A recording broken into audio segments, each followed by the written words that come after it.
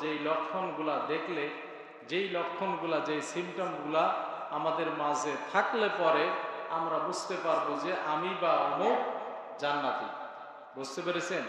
তার মানে দুনিয়ার বুকে যারা আমরা বেঁচে আছি, এই 5 থেকে 6টা সিস্টেমের সাথে যদি কেউ লেগে থাকে, তাহলে আপনি আমি বুঝতে পারবো বা বলতে পারবো অমুক লোক জান্নাতি। অর্থাৎ এটা হচ্ছে জান্নাতি মানুষের নমুনা। জান্নাতি মানুষের কি নমুনা, জান্নাতি মানুষের সিম্পটম বা জান্নাতি মানুষের গুণাবলী। এই বিশ্বের ভিতরে যত মানুষ আছে, সব মানুষ আছে প্রবাসীর মতো জীবন অতিবাহিত করে।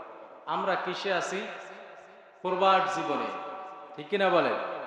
একজন মানুষ দেশ থেকে যেমন ভাবে বিদেশ যায়, যাওয়ার পরে সেখানে যতই তার আয়োজন থাকুক, সরঞ্জামে থাকুক, যতই বিলাসিতা থাকুক, তারপরও তার কিন্তু স্বজন প্রীতি জন্মভূমির পরে তার এক্সট্রা একটা টান থাকে। ঠিক কিনা বলেন? তার কিন্তু এই জন্মভূমির পরে সদা সর্বদা খেয়াল থাকে। দেখবেন এই জন্য বিশেষ করে যারা বিদেশ থাকে, তারা দেশের মানুষের সাথে সময় পায় না, তারপরে কথা বলার জন্য ব্যস্ত। ঠিক কিনা কথা?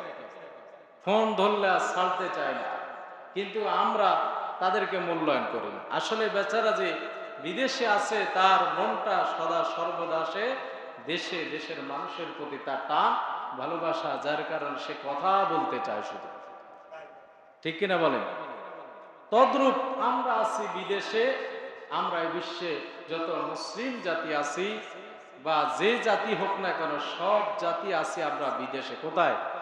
বিদেশে। আর আমাদের গন্তব্য স্থান মুসলিমদের বিশেষ করে গন্তব্য স্থান হচ্ছে জান্নাত। কোথায়? জান্নাত। তো এই বিদেশ থেকে বিশেষ করে আমরা যারা জান্নাতে যাব, যারা জান্নাতে যেতে চাই, আমাদের কিন্তু সব সময় টান থাকবে জান্নাতের দিকে। ঠিক কিনা কর?